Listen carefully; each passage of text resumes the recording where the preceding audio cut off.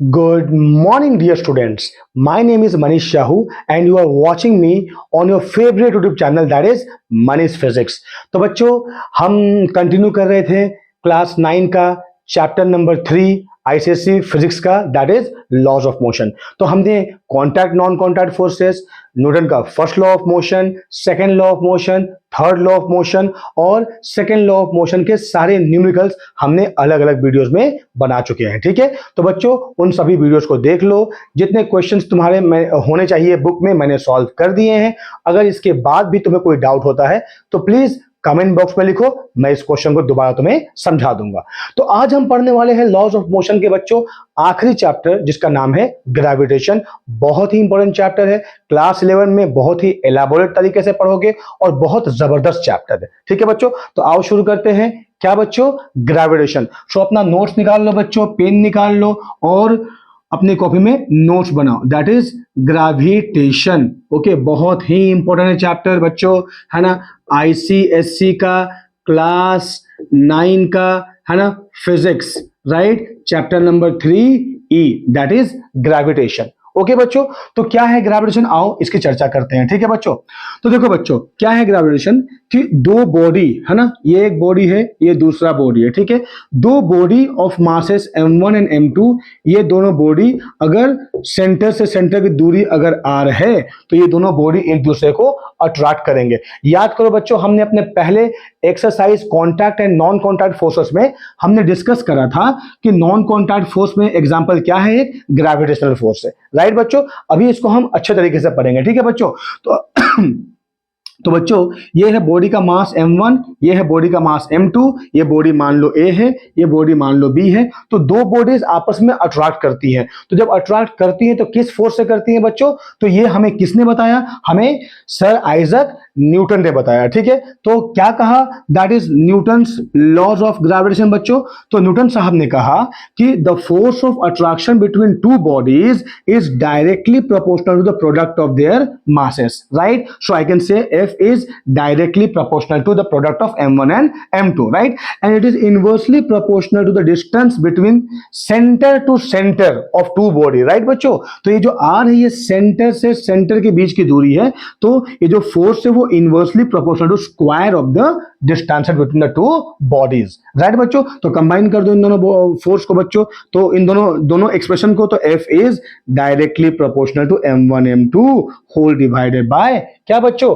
r square, right. तो F क्या हो जाएगा? अगर हम प्रोपोर्शनैलिटी हटाएंगे तो हो जाएगा G into m1 m2 whole divide by r square. तो ये है बच्चों फोर्स ऑफ अट्रैक्शन, जिस फोर्स से अर्थ जो है किसी भी ऑब्जेक्ट को अपने तरफ या towards the centre of the earth एक पुल क्रिएट करती है, right. So this is the force of gravitation. ठीक है बच्चों, तो बच्चों ये जो मैग्नीट्यूड है ग्रेविटेशन का, that is F is equal to G m1 m2 by r square. अब सवाल उठता है भाई साहब कि ये G क्या है बच्चों? जैसे मैंने लिखा F is equal to G into m1 m2 whole divide by r square. तो ये कैपिटल G क्या है? तो बच्चों कैपिटल G को हम कहते हैं यूनिवर्सल ग्रेविटेशनल कांस्टेंट। ओके, तो सवाल ये उठता है कि यार इसको हमने यूनिवर्सल क्यों कहा बच्चों? यूनिवर्सल इसीलिए कहा बच्चों, एक सवाल बहुत ही आता है, राइट, क्लास 9 में भी आता है और क्लास 11 में भी ये सवाल पूछा जाता है। ठीक है, कि भाई हम G को यूनिवर्सल ग्रेविटेशनल कांस्टेंट क्यों कहते हैं? हम इसीलिए कहते हैं बच्चों, देखो मैं तुम्हें एक एग्जांपल के तौर पर समझाता हूं। ठीक है, मान लो बच्चों कि मेरे पास में ये एक बॉडी है, बॉडी A, ये दूसरा बॉडी है, बॉडी B। समझ में आया बच्चों? इन दोनों के सेंटर से सेंटर के बीच की दूरी क्या है? r। और मान लो इनके बीच में फोर्स है, that is G into m1 into m2 whole divide by r square. और ये फोर्स मैं कहां निकाल रहा हूं बच्चों? मैं एयर में निकाल रहा हूं। ठीक है, इन दोनों बॉडी के फोर्स ऑफ अट्रैक्शन जो मैंने कहां निकाला है? एयर में निकाला। अब बच्चों सेम सिचुएशन हमने लिया, राइट। हमने क्या किया? हमने एक और बॉडी लिया, आई मीन जो सेम बॉडी लिया, बॉडी A, बॉडी B, इसका मास m1, इसका मास m2, तो इसका भी हमने मास m1 और m2 ले रखा है। सेंटर से सेंटर के बीच की दूरी हमने r ले रखी है और इस बॉडी को हमने पानी में डुबा रखा है। तो बच्चों याद देखो, यहां पर ये एक मीडियम था एयर और ये दूसरा मीडियम क्या हो गया बच्चों? दैट इज पानी, राइट, और आई कैन से वाटर, ठीक है। तो पहला मीडियम में जब हमने फोर्स निकाला तो F निकला, और जब हमने दूसरे मीडियम में फोर्स निकाला बच्चों, तो फोर्स क्या है बच्चों, सेम है, F equal to G into M1 into M2 whole divide by R square. तो देखो बच्चों, अगर हमने बॉडी को पानी में डाला तो बॉडी का मास तो वही रहा बच्चों, दोनों का बॉडी का मास सेम रहेगा, और दोनों के बीच की दूरी भी हमने सेम रखी है ना।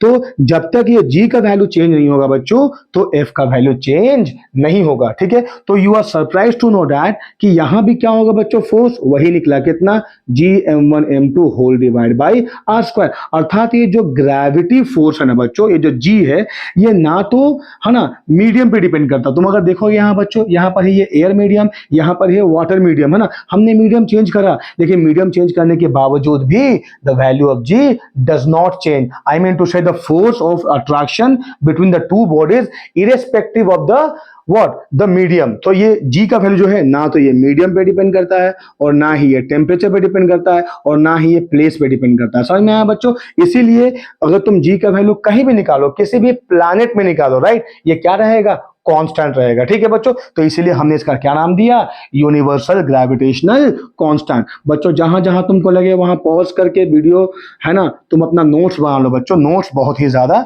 इंपॉर्टेंट है, ठीक है बच्चों। तो आओ बात करते हैं, यहां पर हम लगाते हैं बच्चों न्यूटन का थर्ड लॉ ऑफ मोशन। याद, अगर तुमने मेरा न्यूटन का थर्ड लॉ ऑफ मोशन का वीडियो नहीं देखा है तो प्लीज टाइप करो Newton third law of motion by Manish sir, है ना, तुमको मिल जाएगा, राइट, है ना, और उस वीडियो को एक बार देख लो, ठीक है। लेकिन मैं उसको दोबारा यहाँ रिपीट कर देता हूँ बच्चों, ठीक है।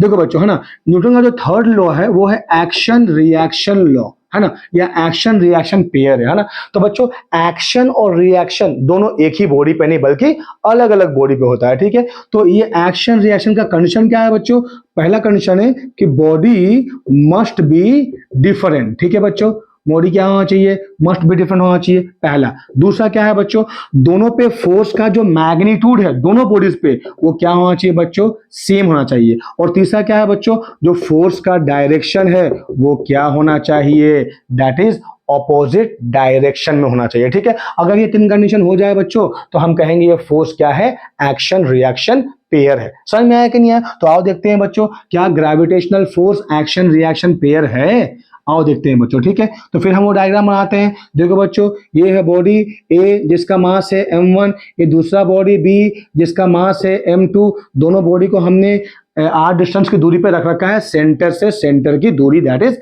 r, ठीक है बच्चों।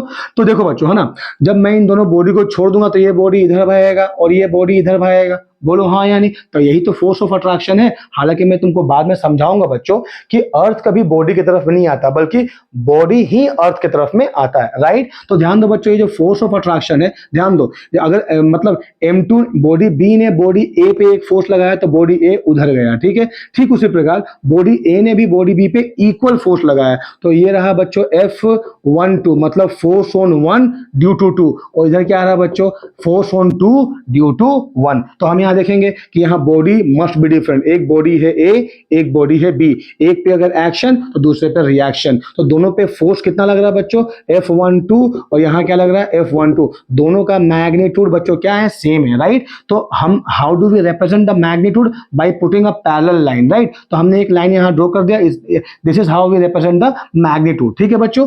तो यहाँ पर ध्यान दो बच्चों, अब यहाँ पर जो डायरेक्शन मैंने कहा तो F12 का direction is equal to minus of F21। बच्चों what is the meaning of minus, negative, negative sign represent कि दोनों फोर्सेस का डायरेक्शन एक दूसरे के बिल्कुल अपोजिट है, राइट। तो मैं कह सकता हूं बच्चों कि ग्रेविटेशनल फोर्स, हाँ, ये एक्शन रिएक्शन पेयर है, ठीक है। तो ये भी सवाल आता है बच्चों, क्या gravitational force action reaction pair है, अगर है तो काइंडली इसको प्रूव कीजिए। समझ में आया बच्चों? तो वीडियो को पॉज करो, इसको लिख लो कि एक्शन रिएक्शन पेयर है या नहीं है।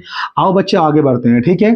देखो तो बच्चों अब निकालते हैं हम यूनिट। तो मुझे पता है F क्या है बच्चों, G into M1 into M2 whole divide by R square. तो वहां से कैपिटल G निकाल दो बच्चों। तो कैपिटल G क्या होगा बच्चों, that is F into R square whole divide by m1 into m2। तो पहले हम इसका निकालेंगे SI यूनिट। तो SI की यूनिट क्या होगा बच्चों? फोर्स के वास्ते न्यूटन, R के वास्ते मीटर स्क्वायर, बाई ये हो जाएगा kg इंटू kg। तो क्या होगा बच्चों? न्यूटन मीटर स्क्वायर पर kg स्क्वायर। तो अब मैंने तुमसे कहा क्या कि the value of g is constant, right value, right children. तो g का वैल्यू कितना है बच्चों? g का वैल्यू है 6.67 into 10 to the power minus 11 newton metre square पर kg स्क्वायर। ये वैल्यू g का कांस्टेंट है बच्चों। चाहे प्लेस बदलो, चाहे मीडियम बदलो, चाहे टेम्परेचर बदलो, चाहे कुछ भी कर लो, कैपिटल g का वैल्यू हर जगह क्या होगा बच्चों? इक्वल होगा, ठीक है। इसीलिए हम इसे कहते हैं क्या बच्चों? यूनिवर्सल ग्रेविटेशनल कांस्टेंट, ठीक है। तो ये हमने निकाला SI यूनिट बच्चों, राइट। तो लाइकवाइज हम निकाल सकते हैं CGS यूनिट, ठीक है बच्चों। तो देखो यहाँ CGS यूनिट निकालने की जरूरत नहीं है। Let us talk about the only SI unit here, जो हमने बात करी न्यूटन मीटर स्क्वायर पर kg स्क्वायर। तो बच्चों F बराबर क्या होता है? G m1 m2 whole divide by r square, ठीक है। तो बच्चों मान लो मैंने ले लिया m1 बराबर 1 kg, है ना, और m2 बराबर 1 kg, ठीक है। तो तुमसे एक सवाल पूछा जा सकता है बच्चों कि बताओ कि मिनिमम अट्रैक्शन दो बॉडी के बीच में कितना होगा। मान लो दोनों बॉडी का मास जो है 1 kg है, ठीक है। तो मान लो ये एक बॉडी है, ये दूसरा बॉडी है, इसका मास है 1 kg, इसका भी मास है 1 kg, दोनों के बीच की दूरी भी 1 है। तो बच्चों फोर्स कितना होगा बताओ? तो फोर्स बराबर G into m1 into m2 whole divide by r का स्क्वायर। तो बच्चों ये जो फोर्स है that is nearly equal to क्या हो जाएगा? Gravity. See I mean that is universal gravitational constant. एक बात बच्चों, हाँ, ये न्यूमेरिकली इक्वल होगा, या मैं कह सकता हूं कि जो यूनिवर्सल ग्रेविटेशनल कांस्टेंट है वो दो बॉडी के बीच का फोर्स है जब दो बॉडी का मास ईच 1 kg होगा और दोनों बॉडी का सेंटर से सेंटर की दूरी कितनी होगी बच्चों? दैट इज 1 मीटर होगी। समझ में आया कि नहीं है बच्चों? तो उस समय कैपिटल G बराबर कैपिटल F हो जाएगा। कहने का मतलब ये है कि gravitational constant is nothing but the numerically equal to the force between two bodies each of mass 1 kg separated between separated of 1 metre apart.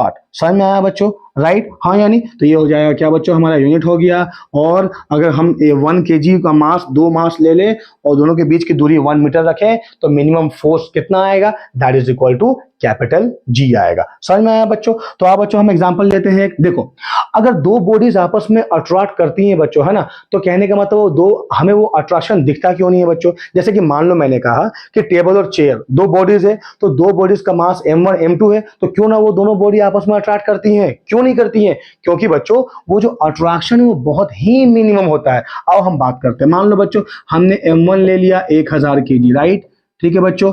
m2 ले लिया हमने मान लो कि 10,000 kg, ठीक है बच्चों।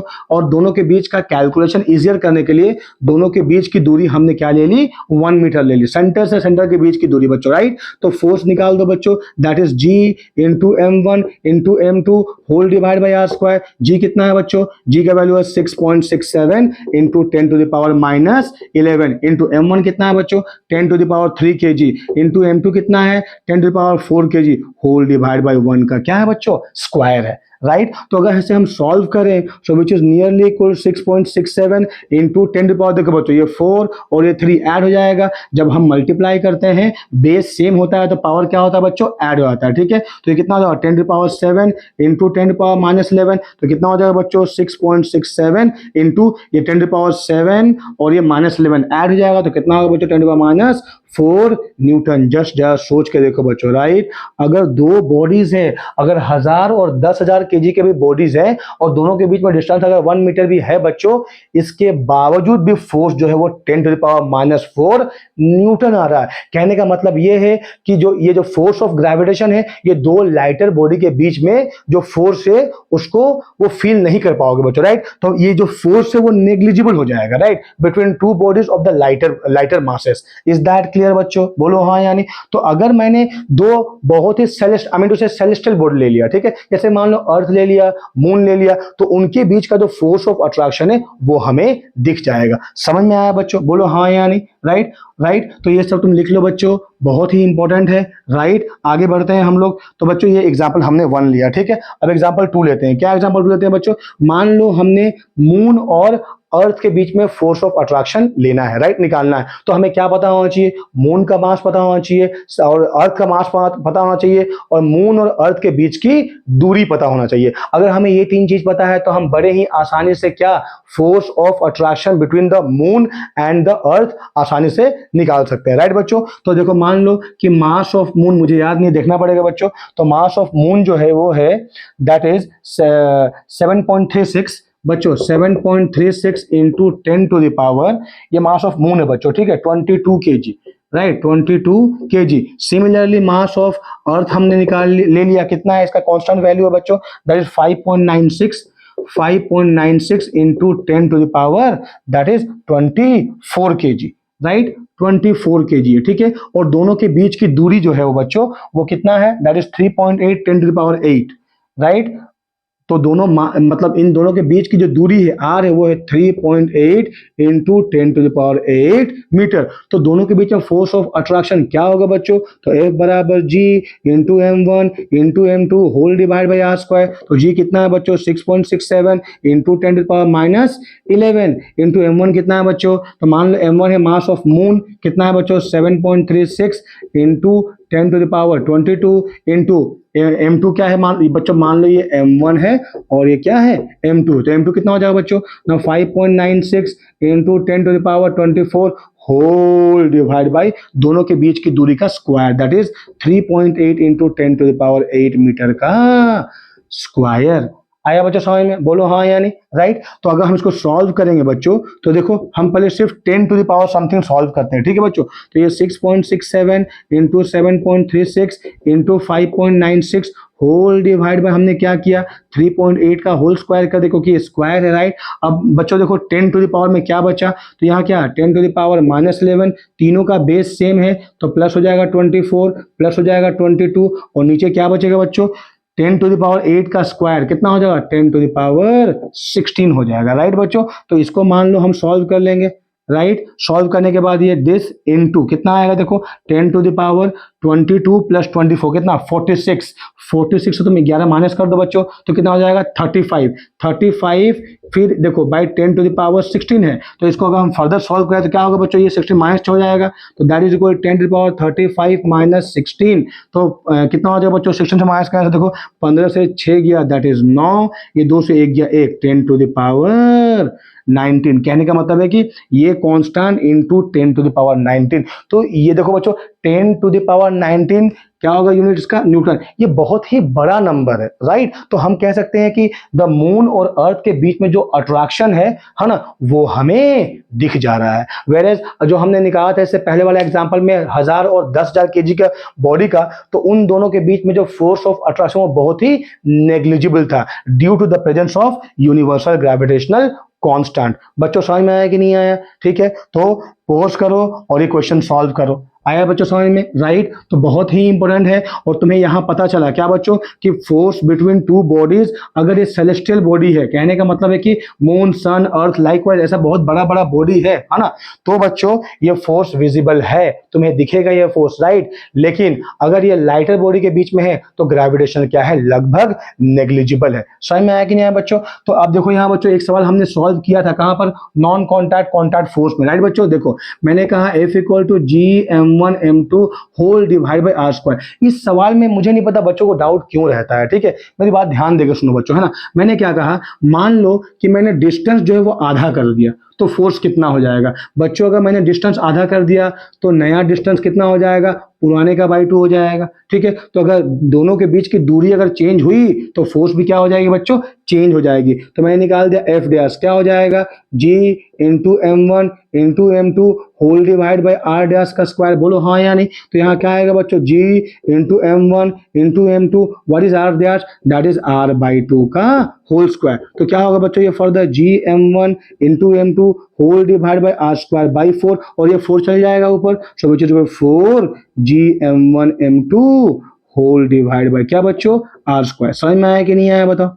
ये सुनो। तो बच्चों Gm1m2/r² क्या लिया हम लोगों ने, F ले रखा है, ठीक है। तो which is equal to 4 times of F, right बच्चों, राइट। तो हमने क्या देखा कि वैसे भी ये जो फोर्स है वो इनवर्सली प्रोपोर्शनल टू r² है, तो अगर हमने डिस्टेंस को घटा दिया, आधा कर दिया, तो फोर्स 4 गुना बढ़ जाएगा, 4 टाइम्स बढ़ जाएगा, ठीक है। सिमिलरली बच्चों अगर मान लो मैंने r को 2 गुना बढ़ा दिया, 4 टाइम्स बढ़ा दिया, तो फोर्स F डैश क्या हो जाएगा बच्चों, that is Gm1m2 whole divide by r dash का square, so which is equal Gm1m2 whole divide, what is r dash बच्चों, that is equal to 2r का whole square, right. So that is Gm1m2 whole divide by I can say 4r²। फिर वही बात children, Gm1m2/r² क्या ले रखा हमने, force ले रखा है, तो यहाँ पर F डैश क्या हो गया बच्चों, दैट इज F/4 हो गया, राइट बच्चों। तो इस तरह के सवाल तुमको मिल सकते हैं बच्चों, ठीक है। तुमने R को बढ़ाया या घटाया तो फोर्स में क्या चेंजेस आया, ठीक है। तो मैंने अगर डिस्टेंस बिटवीन टू बॉडीज को बढ़ा दिया, 2 गुना कर दिया बच्चों,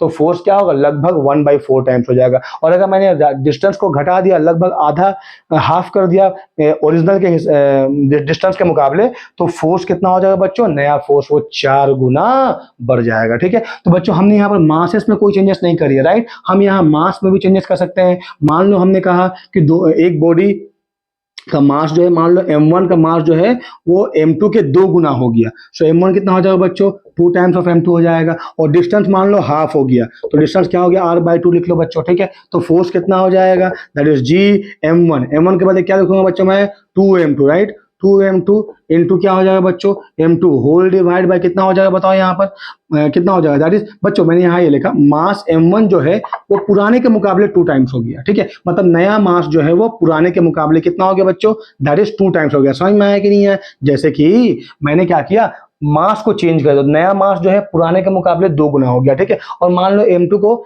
मैंने कोई भी चेंज नहीं करी, ठीक है, और डिस्टेंस को मैंने आधा कर दिया, तो बच्चों फोर्स चेंज हो जाएगा, क्या हो जाएगा, G into m1 dash into m2 dash whole divide by r dash का स्क्वायर। बच्चों यहाँ पर मैंने m2 में कोई चेंजेस नहीं करी है, इसलिए मैंने m2 डैश को m2 ही लिखूंगा, ठीक है। तो नया फोर्स क्या होगा, G what is m1 dash, that is 2 times of m1, यहाँ क्या हो जाएगा, m2 बाई r डैश कितना है, r/2 का होल स्क्वायर, ठीक है बच्चों। तो ये क्या हो जाएगा, G into 2m1m2 whole divide है बच्चों, क्या हो जाएगा, ये r²/4, 4 चल जाएगा ऊपर, तो 4 2 जा कितना हो जाएगा बच्चों, 8 into Gm1m2 whole divide by r² बराबर F डैश। लेकिन what is Gm1m2/r², that is equal to F again, so हम क्या लिखेंगे, F dash equal to 8 times of F।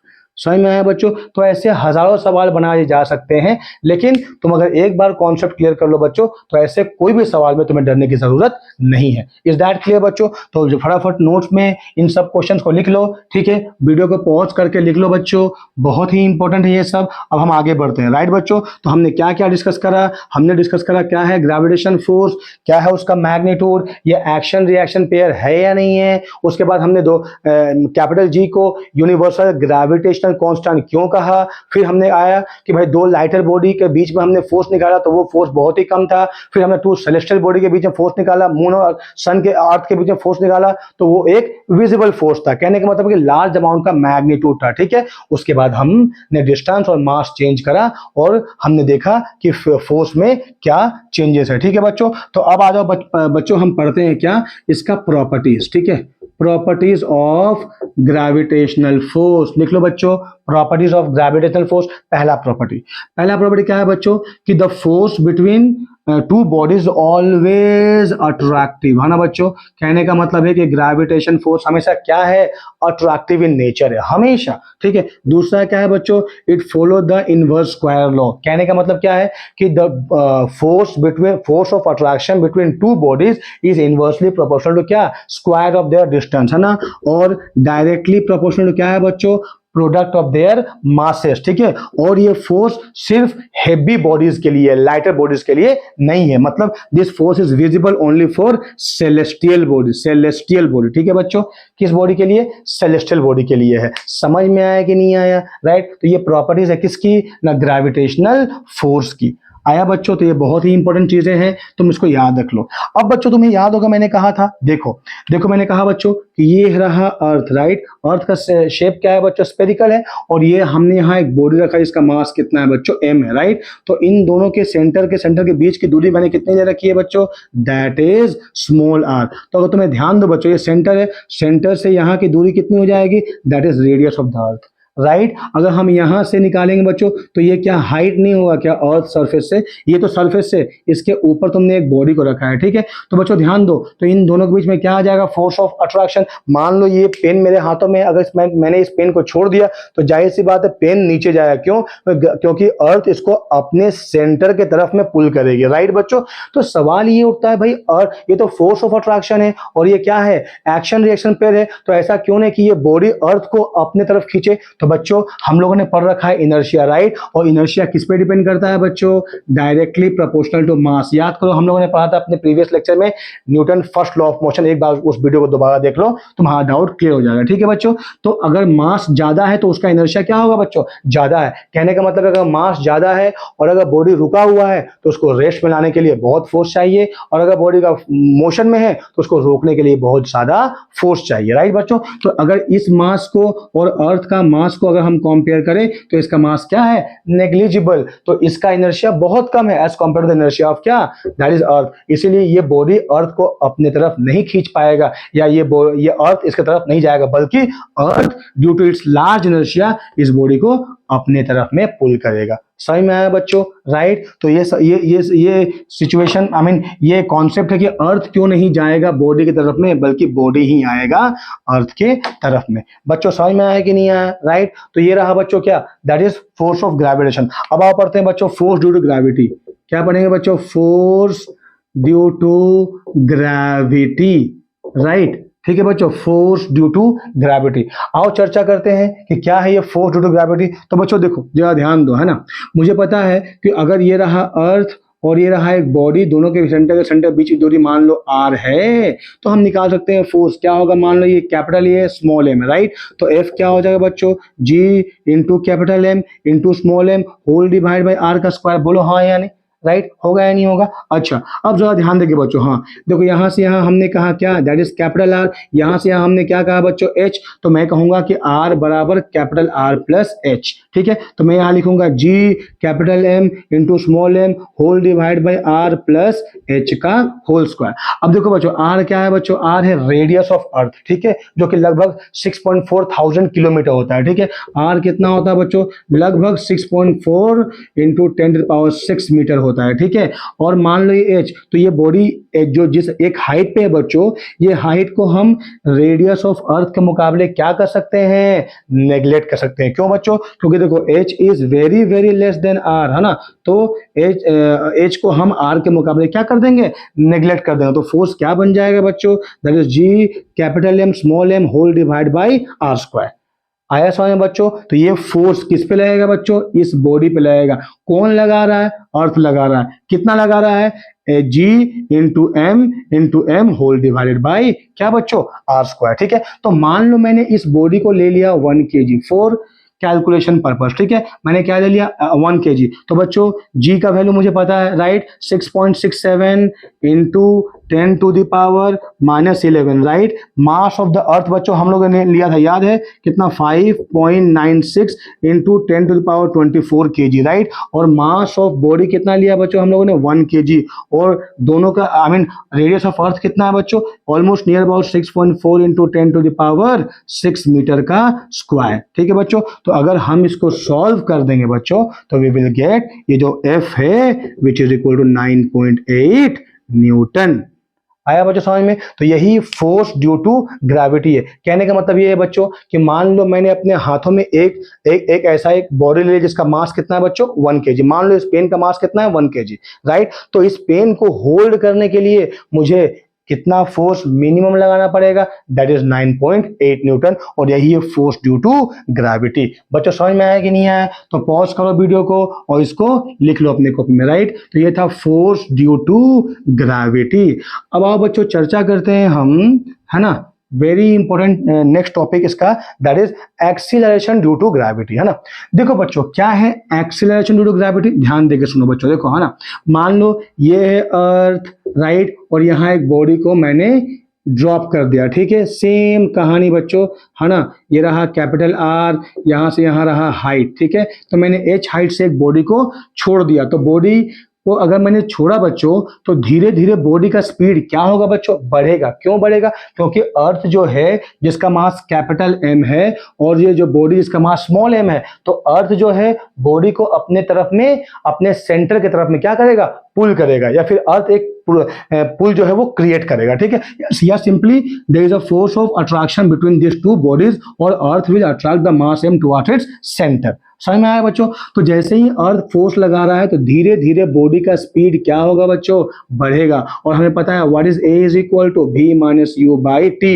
You क्या है बच्चों, इनिशियल वेलोसिटी, v क्या है बच्चों, फाइनल वेलोसिटी। तो ग्रेजुअली स्पीड क्या हो रहा है बच्चों, धीरे धीरे बढ़ रहा है। जब स्पीड बढ़ रहा है तो मैंने तुम्हें कहा था अपने पहले वाले लेक्चर में, that is contact non contact forces में, कि जब स्पीड बढ़ेगा तो motion is said to be accelerated. जब स्पीड धीरे धीरे घटेगा या स्पीड एक हाई वैल्यू से लो वैल्यू में घटा तो motion is said to be retarded. ये हमको पता होना चाहिए, ठीक है बच्चों। तो ये जो एक्सीलरेशन इस बॉडी में क्रिएट हुआ, ये एक्सीलरेशन किसके वजह से क्रिएट हुआ बच्चों, ये हुआ जो बॉडी ने जो पुल क्रिएट किया, ठीक है। कितना पुल क्रिएट किया बच्चों, बॉडी ने 9.8 न्यूटन, अगर ये बॉडी का मास 1 kg है, इतना पुल क्रिएट किया। समझ में आया कि नहीं? तो ये बॉडी में क्या आ गया, एक्सीलरेशन आ गया, ठीक है। तो अब हम उसका वैल्यू निकालेंगे बच्चों। तो देखो यहाँ पर फोर्स कितना हो जाएगा बच्चों, देखो फोर्स कितना है, G into capital M into small m whole divide by R square. हमने पहले कैलकुलेट किया था by neglecting the value of H, right. तो यहाँ से हम क्या निकाल लेंगे बच्चों,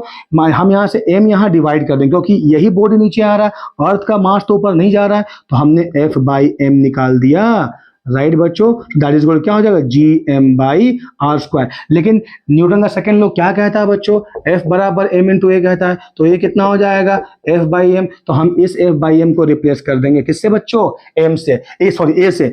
अब बच्चों ये जो एक्सेलरेशन है ये किसकी वजह से आया है, ये एक्सेलरेशन ये फोर्स ऑफ ग्रेविटी की वजह से आया है, इसीलिए हमने इसका नाम दे दिया, ले लिया स्मॉल जी, और नाम क्या दिया, एक्सीलरेशन ड्यू टू ग्रेविटी। तो बच्चों जी का वैल्यू हमको पता है, मास ऑफ अर्थ हमको पता है, रेडियस ऑफ अर्थ हमको पता है, और अगर हम ये तीनों वैल्यू डाल दें तो जी का वैल्यू कितना निकलेगा बच्चों, 9.8 मीटर पर सेकेंड स्क्वायर। समझ में आया कि नहीं आया बच्चों, राइट। तो ये जी क्या है बच्चों, ये है एक्सीलरेशन ड्यू टू ग्रेविटी, ठीक है। हालांकि एक्सीलरेशन ड्यू टू ग्रेविटी ये कांस्टेंट हम मानते हैं, लेकिन जैसे हम अर्थ के इक्वेटर या पोल पे जाएं बच्चों तो इसका वैल्यू बदलता है। अगर हम हाइट में जाएं और डेप्थ में जाएं तब भी इसका वैल्यू चेंज होता है। मैं तुम्हें समझाता हूं बच्चों, हालांकि हाइट और डेप्थ में अभी तो नहीं है तुम्हारा, लेकिन फिर भी तुमको जानना चाहिए, राइट बच्चों। नोट्स बना लो बच्चों, राइट। एक चीज याद रखना बच्चों, ठीक है, अगर हम सरफेस के ऊपर जाएं, जितना ऊपर हाइट में जाएंगे उतना ग्रेविटी घटेगा। ठीक उसी प्रकार मान लो हमने अर्थ को डग किया,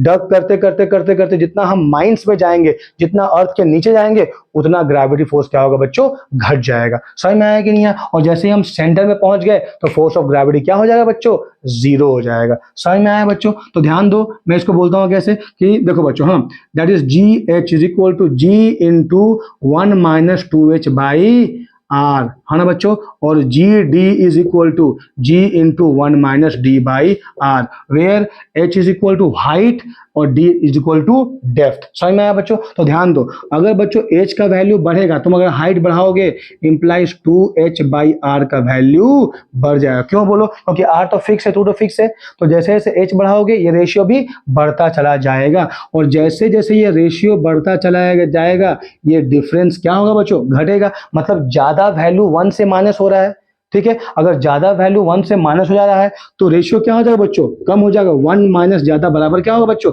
कम होगा। तो एक कम वैल्यू मल्टीप्लाई हो रहा है एक कांस्टेंट 9.8 से, तो जी का वैल्यू क्या हो जाएगा बच्चों, डिक्रीज हो जाएगा, ठीक है। Implies the gravity with respect to height क्या हो जाएगा, घट जाएगा। ठीक उसी प्रकार बच्चों, अगर हमने डी बढ़ाया, मतलब हमने डग करना शुरू किया, जितना डेप्थ में गए, सो डी बाई आर का वैल्यू क्या हो जाएगा बच्चों, बढ़ जाएगा। डी बाई आर का वैल्यू बढ़ा तो 1 माइनस डी बाई आर क्या हो जाएगा बच्चों, दैट इज घट जाएगा, राइट। और इंप्लाइज जी डी वो क्या हो जाएगा, घट जाएगा। समझ में आएगा बच्चों। तो अगर मैंने d बराबर 2h ले लिया, ठीक है, d बराबर 2h, हाँ, तो इन सिचुएशन में ग्रेविटी, तुम सरफेस से ऊपर उठ के जा रहे हो, ठीक है, और माइनस में नीचे अंदर जा रहे हो, एक ऐसा पॉइंट आएगा जहां पर d इक्वल 2h होगा, वहां पर ग्रेविटी क्या मिलेगा बच्चों, तुमको सेम मिलेगा, ठीक है। तो ये हायर क्लासेस की बातें हैं, फिर भी तुम्हें ये पता होनी चाहिए, तुम इसको लिख लो बच्चों। हाइट और डेप्थ में कैसे g का value, I mean to say acceleration due to gravity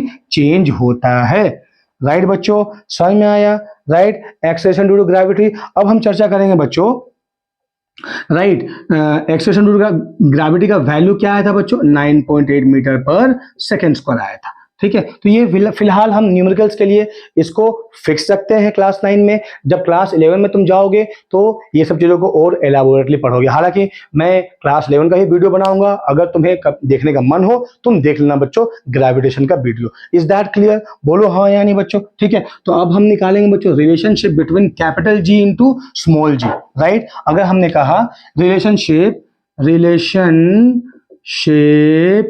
between small G and capital G, तो बच्चों स्मॉल जी क्या है बताओ, तुम लोग लिख के बताओ, ये कमेंट बॉक्स में। स्मॉल जी क्या है, acceleration due to gravity. Capital G क्या है, that is universal gravitational constant. तो बच्चों अभी हमने थोड़े ही समय पहले हमने प्रूव किया स्मॉल जी बराबर capital G into M whole divide by R square, right बच्चों। तो अगर तुम इसको सॉल्व करोगे तो कितना आएगा वैल्यू जी, दैट इज 9.8 आएगा। समझ में आया कि नहीं आया बच्चों, मीटर पर सेकंड स्क्वायर हमने तो प्रूफ कर लिया है, राइट। अच्छा, एक और तरीके से हम इसको प्रूव कर सकते हैं बच्चों, क्या देखो, फोर्स दो बॉडी के अर्थ और बॉडी के बीच में क्या होगा, G into M into capital M whole divide by R plus H का स्क्वायर। हमने कहा एच को भाई नेग्लेक्ट कर दो क्योंकि एच बहुत छोटा है एज कंपेयर टू आर, तो फोर्स क्या होगा बच्चों, G into M into capital M whole divide by R square. तो यहां से एम डिवाइड कर दो, अगर डिवाइड नहीं भी करोगे बच्चों तो देखो हमें पता है सेकंड लॉ ऑफ मोशन क्या कहता है, एफ इक्वल एम इंटू ए, लेकिन ये क्या है एक्सेलरेशन। तो यहां पर जो एक्सेलरेशन वो क्या है, ड्यू टू ग्रेविटी। ऐसा क्यों, क्योंकि अर्थ बॉडी को नीचे खींच रहा है, तो उससे क्या हुआ, बॉडी का स्पीड धीरे धीरे बढ़ के जा रहा है, तो उससे क्या होगा, जब स्पीड बढ़ता है बच्चों तो motion is said to be accelerated, ठीक है। तो मैंने इस ए को रिप्लेस कर दिया जी से, तो एफ बराबर क्या हो गया बच्चों, एम इंटू जी। अब देखो ये भी फोर्स और ये वही फोर्स है ड्यू टू ग्रेविटी, दोनों को इक्वेट कर दो तो क्या हो जाएगा बच्चों, capital G M into M whole divide by R square equal to M into G, ठीक है। तो ये एम कैंसल, तो जी कितना है बच्चों, capital G M whole divide by R square. समझ में आया बच्चों, बोलो हाँ या नहीं ऑल ऑफ यू, राइट। तो इसको नोट बना लो बच्चों, लिख लो इसको पॉज करके वीडियो को, राइट। तो ये रहा स्मॉल जी और कैपिटल जी के बीच में क्या रिलेशन है, ठीक है बच्चों। अब बच्चों हम देखेंगे कि भाई ग्रेविटी मून में और अर्थ में क्या सेम होता है, तो नहीं बच्चों, ये भी बहुत ही बड़ा एक बहुत ही अच्छा इंपॉर्टेंट क्वेश्चन है बच्चों, ठीक है। अगर हम निकाले ग्रेविटी, है ना, तो that is G into M whole divide by R square, ठीक है। तो हमने ग्रेविटी ऑन अर्थ क्या निकाला बच्चों, दैट इज जी जो कि कांस्टेंट है, mass of earth whole divide by radius of earth, क्या निकला हमारा 9.8 मीटर पर सेकंड स्क्वायर, हम ऑलरेडी पहले निकाल चुके हैं, बोलो हाँ या नहीं। अब हम निकालेंगे G of moon, that is capital G जो कि कांस्टेंट है, मैंने कहा था कि the value of G does not change, why, because the value of G does not depends upon the, क्या बच्चों बताओ, क्या पर डिपेंड नहीं करता है, दैट इज मीडियम पे डिपेंड नहीं करता है, टेम्परेचर पे डिपेंड नहीं करता है, और फिर प्लेसेस पे डिपेंड नहीं करता। तो क्या मून क्या अर्थ, जी का वैल्यू कोई फर्क नहीं पड़ता है, ठीक है। तो यहां हो जाएगा बच्चों mass of moon whole divide by radius of moon, है ना। तो अगर हम ये वैल्यू पुट कर देंगे so you will get 1.6 metre per second square, ठीक है। तो बच्चों दोनों को डिवाइड कर दो सॉरी बच्चों दोनों को डिवाइड कर दो, तो that is G of earth by G of moon, कितना आया 9.8 metre per second square whole divide by 1.6 metre per second square, ये कैंसिल हो गया विच इज इक्वल टू कितना 6 आया, ठीक है। तो बच्चों मुझे निकालना है ग्रेविटी ऑफ मून, तो क्या आएगा, that is 1/6 times of gravity on earth. This is very very important, ठीक है बच्चों, तुम्हें ये याद होना चाहिए, ठीक है, कि gravity on moon is equal to 1/6 times of gravity on earth. बच्चों समझ में आया कि नहीं आया बताओ मुझे, राइट। तो अगर समझ में आया बच्चों, इसको वीडियो को पॉज करो और इसको लिख लो अपने कॉपी में, ठीक है बच्चों। So this is all about what the relationship between the gravity on earth and gravity on moon, ठीक है बच्चों। अब आ जाओ बच्चों, हम यहाँ पढ़ेंगे मोशन अंडर ग्रेविटी। हालांकि मोशन अंडर ग्रेविटी क्लास 11 का पोर्शन है, लेकिन यहाँ पर हम ये जानना सीखेंगे कि इक्वेशन ऑफ मोशन हम कैसे अप्लाई कर पाएंगे। तो बच्चों जब इक्वेशन ऑफ मोशन अप्लाई करने की बात हुई तो मुझे बताओ बच्चों क्या कंडीशन है इक्वेशन ऑफ मोशन अप्लाई करने का? तो बच्चों इक्वेशन ऑफ मोशन अप्लाई करने के लिए इक्वेशन ऑफ मोशन, ठीक है, इसको अप्लाई अगर तुमको करना है तो ए का वैल्यू क्या होना चाहिए? कांस्टेंट। और जाहिर सी बात है यहाँ पर ए कितना है? जी, विच is equal 9.8 metre per second square. तो ये क्या है बच्चों? कांस्टेंट है। बोलो हाँ यानी। तो यहाँ हम इक्वेशन ऑफ मोशन अप्लाई कर सकते हैं, राइट। तो आओ अप्लाई करते हैं बच्चों। पहले देखते हैं कि हमारे पास में कितने इक्वेशंस ऑफ मोशन है और क्या क्या कंडीशन बनते हैं हमारे, ठीक है। तो अगर हम इक्वेशन ऑफ मोशन की बात करें तो पहला equation v is equal to you plus A T, दूसरा s is equal to U T plus half A T square, तीसरा is equal to v square equal to you square plus 2as। तो बच्चों यहाँ पर u क्या है? Initial velocity. u क्या है बच्चों? Initial velocity. v क्या है? Final velocity, right. a क्या है? एक्सीलरेशन, जो कि क्या होता है बच्चों? कांस्टेंट, या फिर मैं कह सकता हूं कि यूनिफॉर्म होता है, राइट। अच्छा, s क्या होता है बच्चों? डिस्प्लेसमेंट होता है, राइट।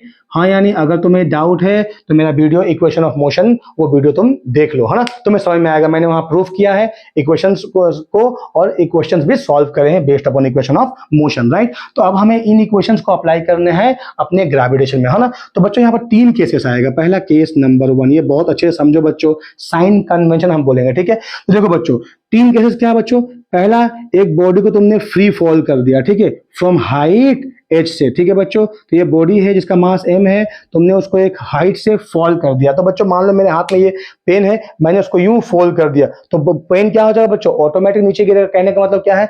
इनिशियल वेलोसिटी यहाँ पर क्या हो जाएगा? 0 हो जाएगा, ठीक है बच्चों।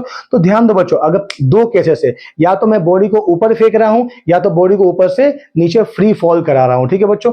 दोनों ही केस में बच्चों एक चीज याद रखो कि जब बॉडी नीचे आ रहा है बच्चों तो ये ग्रेविटी के फॉर्म में आ रहा है, राइट। बट बॉडी अगर ऊपर से नीचे आ रहा है, ठीक है, तो ग्रेविटी के क्या आ रहा है बच्चों? ग्रेविटी के फॉर्म में आ रहा है। तो मैं कह सकता हूं कि a is equal to plus G, right. लेकिन जब बॉडी को मैं ऊपर फेंक रहा हूं, है ना, तो बॉडी जा ऊपर रहा है लेकिन ग्रेविटी लग नीचे रहा है, तो अगेन से a equal to minus G, ठीक है बच्चों। तो कहीं हम a equal to plus G, कहीं हम a equal to minus G put करते हैं। तो यार कभी कभी मान लो कि हम बच्चे ही है ना, तुम लोग बच्चे ही हो बच्चों, तो क्या होता है कभी कभार कुछ एरर हो सकता है, ठीक है। तो ये चीज को मैं हटा देता हूं हमेशा के लिए। क्या करता हूं बच्चों? साइन कन्वेंशन लिखो बच्चों, बहुत इंपॉर्टेंट है साइन कन्वेंशन। हमने क्या किया? सवाल कुछ भी हो बच्चों, है ना, कोई ग्रेविटेशनल का कोई भी सवाल हो इक्वेशन ऑफ मोशन पे बेस किया हुआ या मोशन अंडर ग्रेविटी में बेस किया हुआ, you always take a equal to minus G irrespective the question. तुम ले लो, डोंट वरी बच्चों, चिंता मत करो, सवाल में बिल्कुल भी प्रॉब्लम नहीं होगा। ये बहुत ही मजेदार है, तुम सॉल्व कर लोगे, ठीक है। तुमने क्या किया बच्चों? ए का वैल्यू क्या ले लिया? माइनस जी हमेशा ले लिया, ठीक है। तो अब जब हमने ए को माइनस जी लिया तो कहीं ना कहीं हमें कुछ चेंज करना पड़ेगा बच्चों, बोलो हाँ यानी। तो हमने क्या चेंज करा? हमने चेंज करा एस, दैट इज डिस्प्लेसमेंट, है ना, यू इनिशियल वेलोसिटी, और भी, है ना, एस यू भी। अगर बॉडी ऊपर जा रहा है तो इन 3 चीजों क्या ले लेंगे बच्चों? हम लोग पॉजिटिव ले लेंगे। और अगर बॉडी नीचे आ रहा है तो इन 3 चीजों को हम क्या ले लेंगे? नेगेटिव ले लेंगे, ठीक है बच्चों। और इसी चीजों को हम इक्वेशन ऑफ मोशन में डाल देंगे, हमारा इक्वेशन ऑफ मोशन निकल जाएगा और सवाल सॉल्व हो जाएगा। समझ में आया बच्चों? तो आओ अप्लाई करते हैं इक्वेशन ऑफ मोशन, आओ अप्लाई करते हैं बच्चों। बहुत ही इंपॉर्टेंट है, ध्यान देके सुनना। ये साइन कन्वेंशन बच्चों लिख लो तुम लोग, ठीक है। तो आप लिखो केस नंबर 1। क्या है बच्चों केस नंबर 1? केस नंबर 1 है फ्री फॉल बॉडी, हाँ, फ्री फॉल बॉडी, ठीक है बच्चों। तो एक बॉडी जो है वो फ्रीली फॉल हो गया ग्राउंड पे, ठीक है बच्चों। तो इसका कंडीशन क्या है? इनिशियल वेलोसिटी है इज टू बी 0। देखो बच्चों, अगर मान लो मैं इस बॉडी को ऐसे होल्ड किया हूं, अगर ड्रॉप कर दूं तो नीचे गिर जाएगा, राइट। तो मुझे वेलोसिटी देने की जरूरत नहीं है यहाँ पर, ठीक है। तो मैंने क्या कहा? u equal 0। और मान लो बॉडी कितना हाइट नीचे आया, that is equal to small h, ठीक है बच्चों। तो आप पहला इक्वेशन देखो बच्चों, v is equal to you plus A t. मैंने तुम्हें क्या कहा था? Take a equal to minus G always, right, take a equal to minus G always. फिर मैंने क्या कहा बच्चों कि अगर एस यू भी, बॉडी नीचे आ रहा है तो क्या लोगे? नेगेटिव, ऊपर जा रहा है तो क्या लोगे? पॉजिटिव, ठीक है। तो बॉडी नीचे आ रहा है बच्चों तो v बन जाएगा minus b equal to u कितना है? यू तो यहाँ 0 हो जाएगा बच्चों, 0, a कितना हो गया? Minus G into T. Time तो नेगेटिव नहीं हो सकता बच्चों, तो माइनस b बराबर minus G T, minus minus cancel. तो पहला इक्वेशन बना v equal to G T. तो यहां से बच्चों का हमसे पूछा हुआ टाइम निकालो, कितना देर में बॉडी ऊपर से नीचे पहुंचा। सो मैं निकालता हूं T equal to V by G. मैं फिर बोल रहा हूं बच्चों, रटने की जरूरत नहीं है, हम इक्वेशन ऑफ मोशन अप्लाई कर लेंगे, राइट। रटने की जरूरत नहीं है मेरे बच्चों, ठीक है। तो अब जरा ध्यान देके सुनो, टी इक्वल कितना हो गया, v बाई जी हो गया, राइट, बोलो हाँ या नहीं, ठीक है। अब दूसरा इक्वेशन क्या है बच्चों, s equal to U T plus half A T square हुआ, राइट बच्चों, क्या हो गया, s equal to U T plus half A T square. तो बच्चों ध्यान दो यहाँ पर u तो यहाँ पर 0 हो गया, अब बॉडी नीचे आ रहा है तो कितना हाइट नीचे आया बच्चों, h हाइट नीचे आया, तो मैंने कहा ये माइनस h बराबर 0 प्लस हाफ ए कितना हो गया minus G into T square, right बच्चों। तो ध्यान दो minus H is equal to minus half G T square, minus minus cancel, तो एच कितना हो गया हाफ जी टी स्क्वायर, समझ में आया बच्चों। तो मान लो यहाँ पर जी कांस्टेंट है, तुमको एच दिया है, तुम टी निकाल सकते हो, और अगर तुमको टी दे रखा है कि बॉडी कितना समय लगा बॉडी को नीचे आने में, तो तुम उससे क्या निकाल सकते हो बच्चे, बड़े आसानी से उसका हाइट निकाल सकते हो, ठीक है। और तीसरा इक्वेशन बच्चों, क्या है तीसरा equation, that is v square equal to you square plus 2as, ठीक है। तो बच्चों बॉडी नीचे आ रहा है तो भी क्या बन जाएगा माइनस भी, ध्यान रहे माइनस बी का स्क्वायर इक्वल ये तो 0 हो जाएगा क्योंकि फ्री फॉल बॉडी है, तो 0 प्लस 2 इंटू माइनस जी, एक हमेशा माइनस जी है और बॉडी नीचे आ रहा है तो ये हो जाएगा माइनस एच, राइट बच्चों। तो क्या हो गया ये B square equal to 2gh, तो भी कितना हो जाएगा बच्चों 2gh का रूट है, समझ में आया बच्चों, राइट। तो ये तीन इक्वेशन डालेंगे, देखेंगे क्या अननोन हमसे पूछा हुआ वो अननोन हम निकाल लेंगे। समझ में आया बच्चों, तो इसको बॉडी को वीडियो को पॉज करो बच्चों, पॉज करके इसको लिख लो। केस 1 हमारा खत्म हुआ, राइट बच्चों। क्या है case 1, that is free fall body, है ना। अब आ जाओ बच्चों केस 2, क्या है बच्चों केस 2, देखो ध्यान देकर सुनो। केस 2 क्या है कि हमने मान लो बच्चों कि तुम्हारे दोस्त लोग क्रिकेट खेल रहे हैं, ठीक है, उसमें से एक बच्चे ने यूं बल्ले से छक्का मारा, वो बॉल तुम्हारे छत पे आ गया, तो अब वो जो बच्चा है वो सर्टेन डिस्टेंस पे है, वो तुमसे बोल रहा कि भाई साहब भैया मेरा बॉल दो, तो तुम क्या करोगे बॉल को बच्चों, बॉल को यूं फेंकोगे, राइट। तब तुमको इनिशियल वेलोसिटी देना पड़ेगा, मतलब एक बॉडी को तुमने एक सर्टेन हाइट से नीचे फेंका लेकिन इनिशियल वेलोसिटी 0 नहीं हुआ, ये फ्री फॉल का कंडीशन नहीं है, ठीक है बच्चों।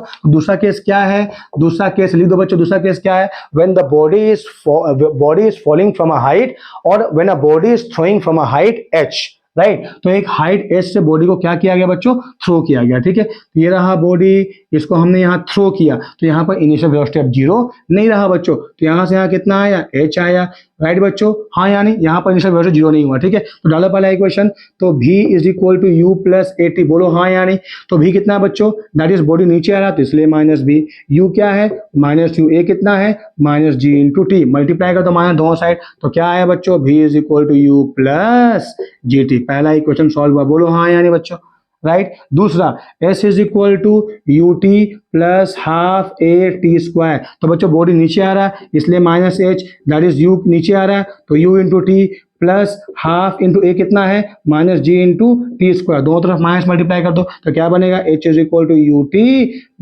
T plus half G T square, ठीक है।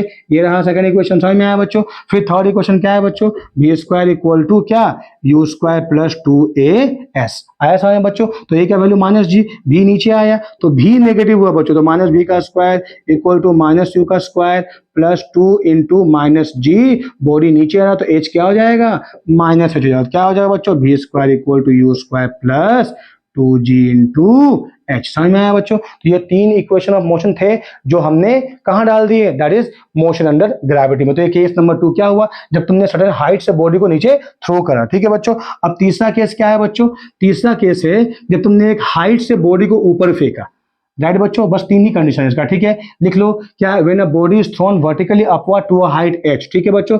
तो तुमने बॉडी को यूं ऊपर फेंका किस हाइट से बच्चों h, ठीक है। तो जब हमने बच्चों बॉडी को ऊपर फेंका तो बॉडी का स्पीड धीरे धीरे घट रहा है कि बढ़ रहा है बच्चों, धीरे धीरे क्या हो रहा है घट रहा है बच्चों, बढ़ नहीं रहा। अगर बढ़ेगा स्पीड तो बॉडी वापस दोबारा मेरे हाथों में लौट करके नहीं आएगा, ठीक है। तो बच्चों यहाँ h हो गया, तो फाइनल हाइट मतलब मैक्सिमम हाइट पहुंच के बच्चों वेलोसिटी कितना हो गया बॉडी का 0 हो गया। तो डाल दो इक्वेशन ऑफ मोशन, पहला v is equal to you plus A t, तो बच्चों v कितना हो जाएगा 0, बॉडी जा ऊपर रहा है u पॉजिटिव, a का वैल्यू हमेशा माइनस, तो क्या हो गया u equal to G T, तो t कितना हो जाएगा बच्चों u बाई जी, ठीक है बच्चों। तो बच्चों time taken to reach from ground to the highest point is known as time of ascent, ठीक है। और बॉडी बच्चों ऊपर जाने में जितना टाइम लगेगा वहां से नीचे आने में उतना ही टाइम लगेगा बच्चों, और time of ascent is equal to time of descent, वो भी कितना होगा बच्चों, u बाई जी। तो what is total time of journey बच्चों, that is time of ascent plus time of descent. तो कितना हो जाएगा बच्चों, u by G plus u by G that equal to 2u by G. मैं फिर से बोल रहा हूं बच्चों, फॉर्मूला रटने की जरूरत नहीं है, तुम्हारा कॉन्सेप्ट क्लियर होना चाहिए, ठीक है, कैसे हमने इक्वेशन ऑफ मोशन लगाया यहाँ पर, ठीक है बच्चों। तो पहला इक्वेशन लगा दिए, दूसरा क्या होगा बच्चों, s is equal to U T plus half A T square. बॉडी ऊपर गया तो s पॉजिटिव है ना, बॉडी ऊपर गया तो u पॉजिटिव u टी, और ये क्या हो गया माइनस जीरो, तो minus half G T square. ये दूसरा इक्वेशन बन गया, ठीक है बच्चों। तीसरा v square equal to you square plus 2as, तो बच्चों भी क्या हो गया, जीरो, क्योंकि एक हाईएस्ट पॉइंट भी कितना है, जीरो है। तो बच्चों जीरो बराबर यू स्क्वायर, क्योंकि बॉडी यू ऊपर जा रहा है तो पॉजिटिव है तो माइनस यू का स्क्वायर लिख सकते हैं, प्लस 2 इंटू माइनस जी, और बॉडी ऊपर जा रहा है तो एच लिख सकते हैं। क्या हो गया बच्चों, ये u square minus 2gh equal to zero, तो यू स्क्वायर कितना हो जाएगा बच्चों, 2gh हो जाएगा। आया बस समझ में बच्चों। तो देखो ये तीनों इक्वेशन हमने डाल दिया। तो बच्चों इसके सवाल हम सॉल्व करेंगे, यकीन मानो एक एक सवाल इसके सॉल्व हो जाएंगे बच्चों, अगर तुमने इक्वेशन ऑफ मोशन सही तरीके से डालना सीख लिया। राइट बच्चों, ये रहा इक्वेशन ऑफ मोशन तीन केसेस में। राइट बच्चों, राइट। अब लास्ट पोर्शन क्या है बच्चों इस चैप्टर का, that is mass and weight. ठीक है बच्चों, so what do you mean by mass and what is the meaning of weight. ठीक है बच्चों, तो ये बहुत इंपॉर्टेंट चीज है बच्चों। ठीक है, तो व्हाट इज मास बच्चों, देखो what is mass, mass is the बच्चों is the quantity of matter. ठीक है, उसको हम मास बोलते हैं। ठीक है, कैसे मेजर करेंगे मास को बच्चों, तो मास को हम मेजर करेंगे या तो फिजिकल बैलेंस से, है ना, फिजिकल बैलेंस से मेजर करेंगे, या फिर स्प्रिंग बैलेंस। तुमने बच्चों देखा तराजू, राइट, तराजू से हम उसको, जैसे कि मान लो बच्चों ये रहा, दो पैन रहा है इसका, ठीक है, यहाँ पर, तो इससे हम क्या कर सकते हैं बच्चों, मास को मेजर कर सकते हैं। समझ में आया बच्चों, राइट। तो मास को मेजर कर सकते हैं फिजिकल बैलेंस या फिर स्प्रिंग बैलेंस, नहीं बच्चों सॉरी, स्प्रिंग बैलेंस से हम मेजर करेंगे, दैट इज वेट। फिर और मास को कैसे मेजर करेंगे बच्चों, दैट इज बीम बैलेंस से। मास को हमने कैसे मेजर किया बच्चों, that is beam balance. I repeat again, mass is measured by the beam balance. ठीक है, और मास का यूनिट क्या है बच्चों, दैट इज केजी एसआई, और सीजीएस क्या है, दैट इज ग्राम। आ जाओ बच्चों वेट पे।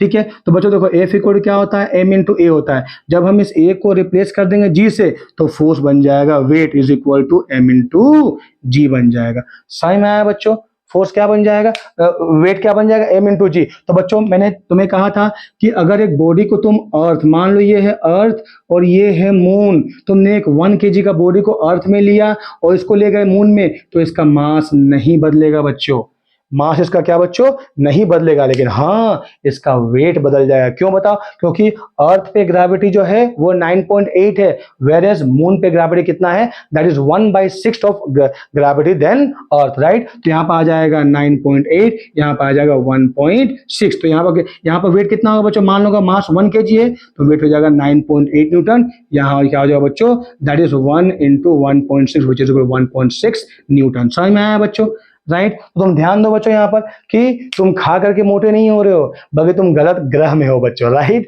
तो अगर हमने अलग ग्रह में चल जाए हम, तो क्या होगा बच्चों, हमारा वेट ऑटोमेटिकली घट जाएगा। ये सिर्फ मजाक था बच्चों, राइट। तो ये रहा मास के बारे में। ठीक है बच्चों, तो अगर मैं बोलूं what is the difference between mass and you see weight, तो सबसे पहले बच्चों मास जो है क्वांटिटी ऑफ मेजर है, मानी क्वांटिटी ऑफ मैटर है, और वेट जो है बच्चों ये फोर्स है विथ विच द अर्थ जो है ग्रेविटेशनल पुल अप्लाई कर रहा है किसी एक बॉडी पे। ठीक है, मास का एसआई यूनिट क्या है बच्चों, दैट इज केजी है, और वेट का क्या है, दैट इज न्यूटन है। आया बच्चों समझ में, ठीक है, राइट। उसके बाद मास को हम मेजर कर सकते हैं बीम बैलेंस से, और वेट को मेजर करेंगे हम स्प्रिंग बैलेंस से। समझ में आया बच्चों, right, all of you clear. तो ये सब चीजें बहुत इंपॉर्टेंट बच्चों, तुमको याद रखना पड़ेगा। ठीक है, अब आप बच्चे बात करते हैं वेट का यूनिट बच्चों, है ना। तो देखो ग्रेविटेशनल यूनिट ऑफ वेट बच्चों, ठीक है, जरा बात करते हैं। हाँ, तो मैंने क्या कहा, F equal to M into a कहा, तो हमने ए को क्या रिप्लेस कर दिया, जी से, तो F क्या हो गया, एम इंटू जी हो गया। बोलो हाँ, यानी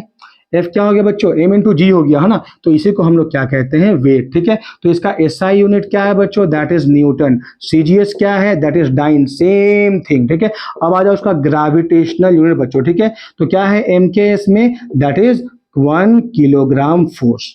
ठीक है बच्चों, तो अगर मैं बोलूं 1 kgf इज इक्वल टू क्या बच्चों, 1 kg इंटू क्या, दैट इज 9.8 मीटर पर सेकंड स्क्वायर। अगर तुम 9.8 मल्टीप्लाई नहीं करते हो तुम बोलोगे 1 kgf, ठीक है। अगर तुमने मल्टीप्लाई कर दिया तो कितना हो गया बच्चों, 9.8 इंटू kg मीटर पर सेकंड स्क्वायर। तो kg मीटर पर सेकंड स्क्वायर क्या है बच्चों, न्यूटन नहीं है क्या, तो 1 kgf बराबर 9.8 न्यूटन। बहुत ही इंपॉर्टेंट है बच्चों, समझ में आया कि नहीं आया।